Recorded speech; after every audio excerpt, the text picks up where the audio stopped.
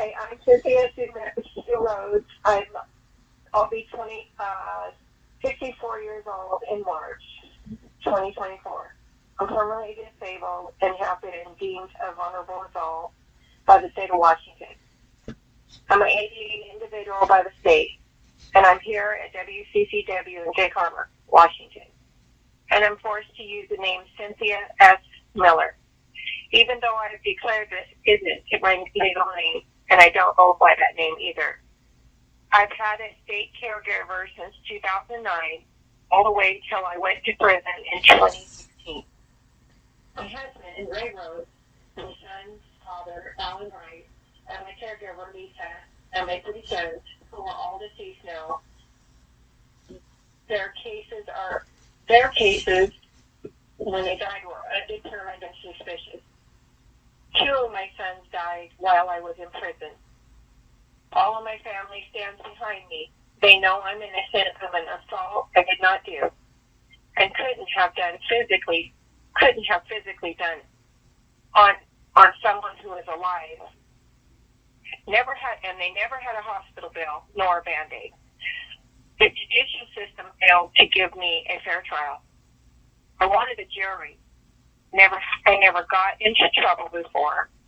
I only had a bench judge who declared she didn't have time to review my case. My family and friends hurt because I'm hurting. I'm being neglected and abused daily. I report it and grieve it, yet almost never is it handled appropriately.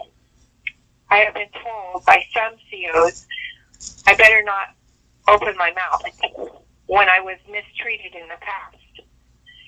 I will say almost every one of them either were fired or for reasons I'm not sure if it was for my situation or another, or they just walked off the job, which made me relax more. I feel Almighty God is watching over me and knows and sees what I'm going through. But He also knows I need help. I've been forced to go to Yakima jail when I never was supposed to leave this facility. I had a medical hold, which means don't move her. They did, and they interfered with the success of my legal case, causing delays in responding on time to try and win my appeal. And when I was being transported to the trip to Yakima, I passed out, and my right shoulder was broken because they did not seatbelt me in. And my chains and cuffs around my wrists and around the middle of my body that I had chains, which ended up causing internal bleeding when I fell. And my vitals were so bad because the transporter delayed calling an ambulance to get me help. When I have short-term memory, which I have short-term memory issues now, and the EMT and the ambulance talked to me trying to wake me up. I woke up in the ambulance. I seen the EMT badge. I said, "Oh, you're a medic." I was a firefighter for Mason 7 and for Mason 5 here in Washington in 2003. He said he worked at Mason 7 too, years after I had left. He smiled and he told the other medics and the police who were there on scene on Highway 99. He said, "Hey guys, it's okay. She's one of us." I smiled, and for a moment I felt so much happiness. Then he told the correctional officer to get in the ambulance or we're leaving without you. Her vitals are not good. We're going to Swedish Medical Center. The EMT talked to her like this because she was trying to have him take me to a county hospital. He said no.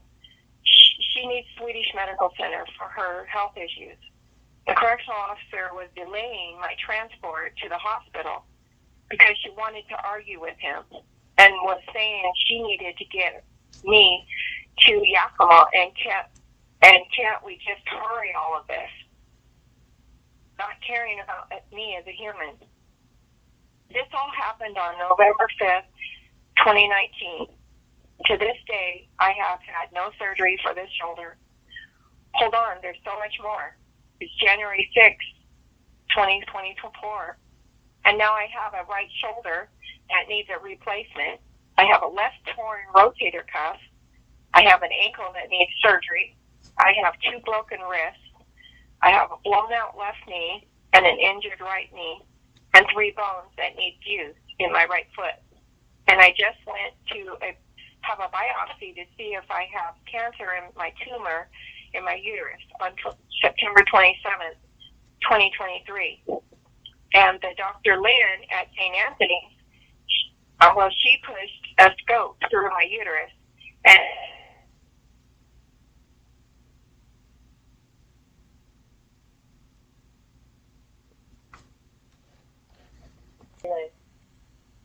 so Dr. Lynn at St. Anthony's, she pushed a scope through my uterus and perforated it. I have a hole in my uterus now, and she had to abort the surgery due to me hemorrhaging. She said she couldn't see if any other organs were perforated due to the blood. So she used a balloon to try and slow down the bleeding. It's been almost 4 months, and I still haven't had a follow-up.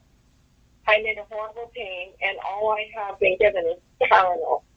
And I keep telling them I'm in pain, and I've lost mobility in my legs, and all the injuries have happened after 2019, not transport, when the first injury happened.